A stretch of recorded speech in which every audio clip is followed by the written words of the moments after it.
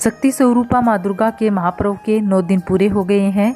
इस साल चैत्र नवरात्रि 9 अप्रैल 2024 से शुरू होकर 17 अप्रैल 2024 दिन बुधवार को समाप्त होंगी। नवरात्रि में पूरे 9 दिन पूजा पाठ के साथ व्रत रखा जाता है। नवरात्रि के पहले दिन कलश स्थापना या घट स्थापना के साथ इसकी शुरुआत होती है। इस दौरान एक नारियल रखकर कलश स्थापना की जाती है। इसके बिना पूजा फलदायी नहीं मानी जाती। लेकिन क्या आप जानते हैं कि नवरात्रि के बाद इस नारियल का क्या करें? तो आइए जानते हैं जरूरी 5 उपाय। कलश और नारियल के बिना पूजा अधूरी मानी जाती है, इसलिए नवरात्रि के पहले दिन एक नारियल रखकर कलश स्थापना की जाती है।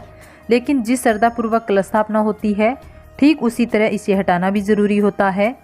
यदि आप गलत तरीके से नारियल को हटाते हैं या नारियल का प्रयोग करते हैं तो इससे इसका अपमान होता है और आपको नवरात्रि में किए गए पूजा व्रत का फल नहीं मिलता है। ऐसे में ज़रूरी है इससे जुड़े ज़रूरी नियमों की जानकारी। नवरात्रि में स्थापित किए गए नारियल की अनदेखी नहीं करनी चाहिए, क्योंकि कई लोग नवरात्रि समाप्त होने पर नारियल गलत तरह से हटाते या प्रयोग कर लेते हैं।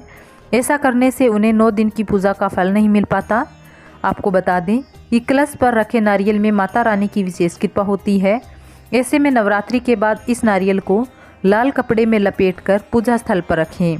नवरात्रि में स्थापित कलश के ऊपर रखे नारियल को 9 दिन बाद विधि विधान से हटाना चाहिए। इसके बाद इसको आप नदी या बहते पानी में प्रभावित कर सकते हैं, या फिर बेहतर होगा कि आप इसको प्रसाद के रूप में कन्याओं को बांटें और स्वयं भी खाएं। ऐसा करने से आप माँ से सुख समृद्धि का आशीर्वाद पा सकते हैं। नवरात्रि के बाद कलश के नारियल को घर के मुख्य दरवाजे पर लाल कपड़े में लपेटकर बांध सकते हैं। इसके बाद अगली नवरात्रि के बाद पहले से बंधे नारियल को नदी में प्रभावित कर दें और उसके स्थान पर नवरात्रि के बाद कलश से हटाए नारियल को उसी प्रक्रिया में बांधें।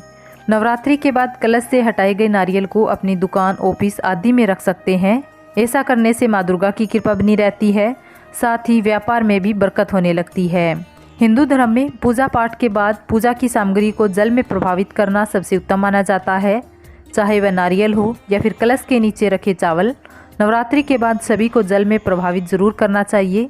दरअसल ऐसा करने से कोई दोष नहीं लगता और पूजा का संपूर्ण फल प्राप्त होता है।